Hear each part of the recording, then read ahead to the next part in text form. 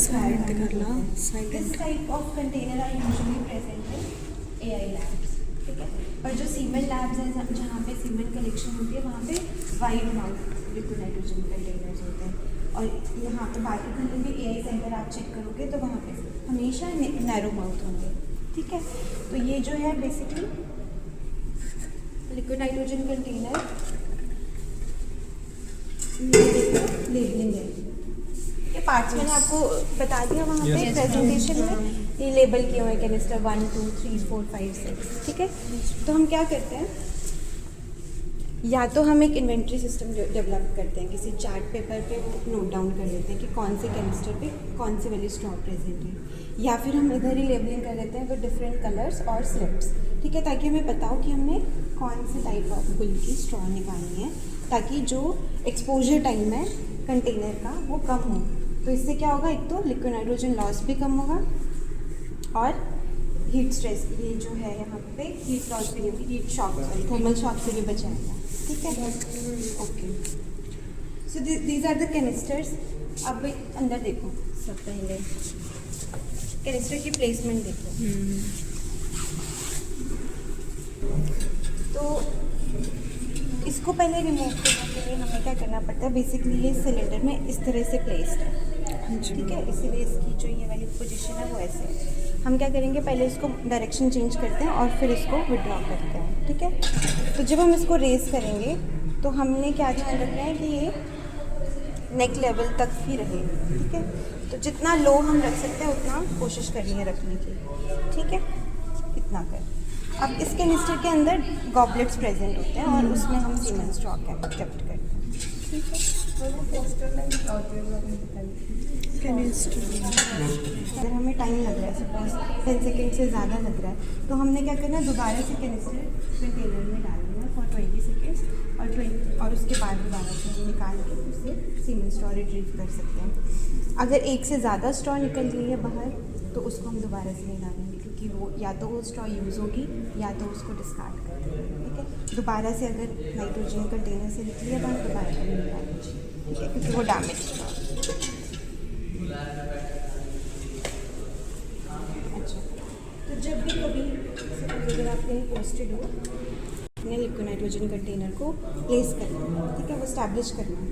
तो new liquid nitrogen leak कर रहा है कि नहीं, उसके लिए कैसे चेक करना है। तो सबसे पहले जब भी हम न्यू कंटेनर में लिक्विड नाइट्रोजन डालते हैं तो वो पूरे कंटेनर में फ्रॉस्टिंग हो जाती है, ठीक है, नेक से लेके लोअर पार्ट तक, ठीक है, बॉटम तक। बट वो फ्रॉस्टिंग क्या होती है, विद इन 2 to 3 आवर्स ख़त्म हो जाती है। तो और जो आउटर चैम्बर का जो टेम्परेचर है, बाहर का जो टेम्परेचर है वॉल का, वो नॉर्मल एनवायरनमेंट के टेम्परेचर जितना रह जाता है, ठीक है। लेकिन अगर कहीं से भी लीकेज हो रही है तो उधर फ्रॉस्टिंग रहेगी आफ्टर 2 to 3 आवर्स, ठीक है। अगर नेक पोर्शन से हो रही है या बॉटम से हो रही है तो वहाँ फ्रॉस्टिंग रहेगी उसके बाद भी, तो दैट शोज़ कि वहाँ पे लीकेज है, ठीक है। डब्ल्यू को कौन कर रहे हैं, या तो VI कर रहे हैं या तो क्लास 4 कर रहे हैं, या जिनकी प्राइवेट प्रैक्टिस है वो लोग कर रहे हैं, ठीक है। तो वो तो VI भी नहीं होते, ना ही उनको इसकी कोई नॉलेज है। तो यही सबसे बड़ा रीज़न है स्ट्रे एनिमल के होने का, ठीक है, क्योंकि हाफ नॉलेज है। तो उसकी वजह से क्या हो रहा है, या तो एंडोमेट्राइटिस हो रही है, रिपीट ब्रीडिंग की कंडीशन आ रही है, या तो वो सर्विसाइटिस कॉज कर रहे हैं ना, इंजरी कर दे रहे हैं रिप्रोडक्टिव ट्रैक में। तो ज़्यादा से ज़्यादा जो ये अबंडेंट एनिमल है, जो इनफर्टाइल एनिमल है, उसका रीज़न यही है। सो इसीलिए आपको ये नॉलेज होनी चाहिए कि कैसे यूज़ करते हैं, इंसेमिनेट कैसे करते हैं, ठीक है। तो कौन करेगा इसमें से स्ट्रॉ, कौन निकालेगा, वॉलंटियर बताओ। आप निकालोगे? 1 सेकेंड पहले। अच्छा, स्ट्रॉ निकालने से पहले हमें क्या चेक करना है, वाटर बॉटल का टेम्परेचर, ठीक है। सभी आ गए क्या इस बैच में? मैं डाला सारे तो लिए हैं वो भी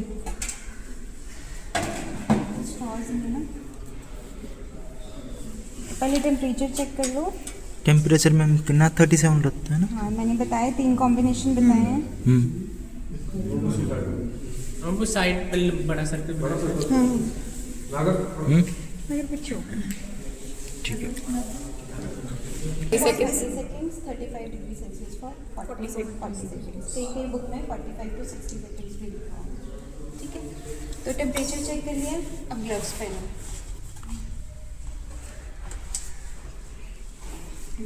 नहीं उठाना। तो अब बेसिकली अगर गलती से ना, अगर कई बार जब हम हैंडल करते हैं तो कई बार लिक्विड नाइट्रोजन हाथ में या कहीं गिर जाती है, तो उस केस में क्या करना है, फटाफट रनिंग वाटर से वॉश कर देना। ठीक है, नहीं तो फ्रॉस्ट बाइट हो जाती है।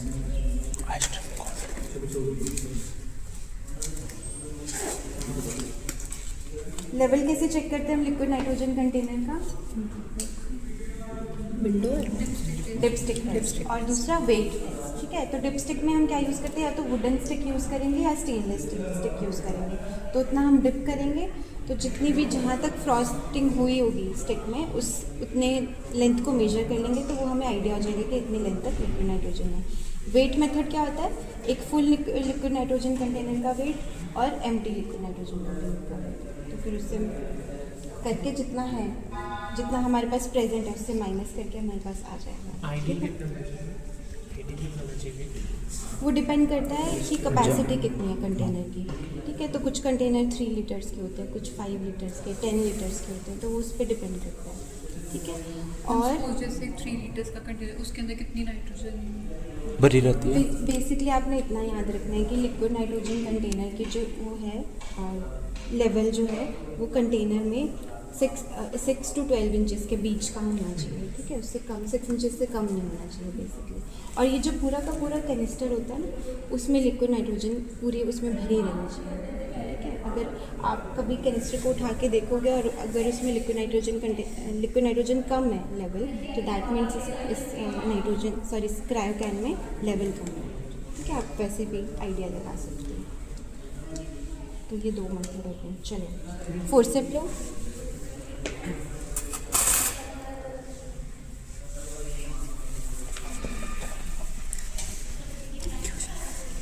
ये तो सारे ही निकाला है ना बाहर। This is the lid of container. इसमें नहीं है, मैं बताती हूँ। इसमें है या इसमें है? हाँ, इसमें नहीं है।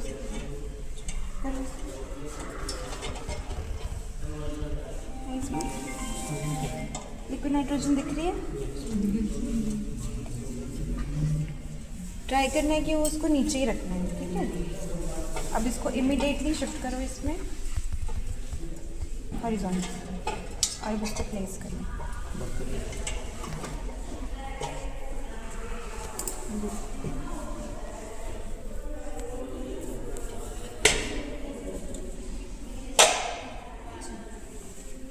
और जैसे यहाँ पे ट्रांसफर किया, टाइम भी मिलता है क्योंकि टेम्परेचर 40 डिग्री सेल्सियस था, तो अप्रॉक्सीमेटली 40 सेकेंड्स का। हाँ, हो गया। उसके बाद हम सारा जो इसमें वाटर लगा है वो पूरा वाइप ऑफ करेंगे। ठीक है, क्योंकि वाटर इज स्पर्मिसिबल।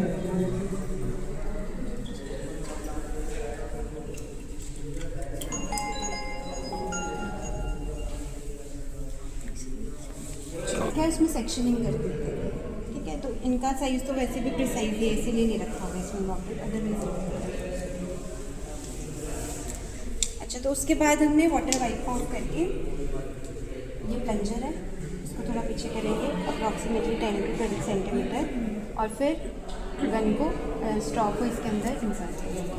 ठीक है, अब देखो ये दिख रहा है, यहाँ पे सीमन है यहाँ तक।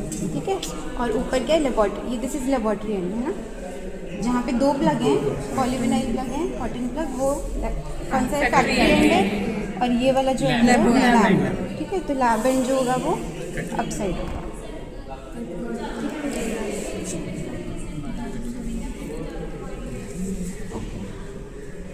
सो अब इसके बाद क्या करना है, हमने कट भी करना है, कट करनी है। पहले इसका साइज मेजर करेंगे। तो जो इसका साइज है ना, शीट का साइज, वो बेसिकली ये जो बैरल है इसके यहाँ तक इक्वल होना चाहिए। ठीक है, तभी लॉक कर पाएगा। अभी थोड़ा सा लंबा है तो हम इसको थोड़ा सा कट करेंगे।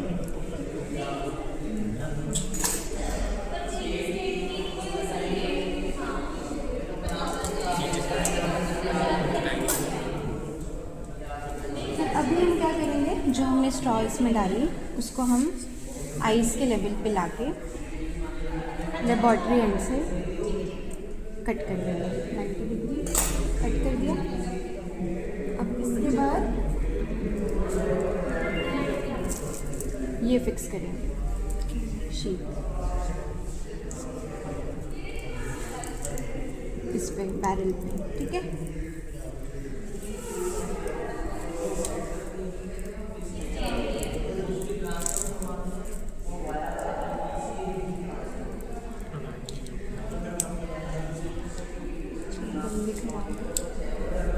ये फिक्स हो गई, ठीक। ये ऑटोमेटिक फिक्स हो जाती है इसमें। ये जो दूसरी वाली जो ए गन है ये रबर लॉक है इसमें, ठीक है, लेकिन इसमें क्या है ऑटोमेटिक लॉक है। तो जब हम इस लॉक को प्रेस करेंगे तो ये शीट लूज़ हो जाएगी, लेकिन जब हम इसको स्ट्रेट अंदर डालेंगे तो लॉक हो गया, ठीक है। अब देखो ये जो पार्ट है ना ग्रीन वाला शीट का और ये जो गन है इसके बीच में कोई गैप नहीं होना चाहिए। अगर हो रहा है दैट मीन्स ये शीट लंबी है, तो इसको और हमें कट करना पड़ेगा या और नीचे को प्रेस करना पड़ेगा। अब जब हमने लोड कर दी गन को, अब हम चेक करेंगे कि प्लंजर वर्क कर रहा है कि नहीं। तो वो कैसे करेंगे, इसको थोड़ा सा प्रेस करके देखेंगे कि ये आ रहा है कि नहीं, सीमन आ रहा है कि नहीं। तो वो वहाँ पे बबल आना चाहिए, ठीक है। अब इनमें से थोड़ी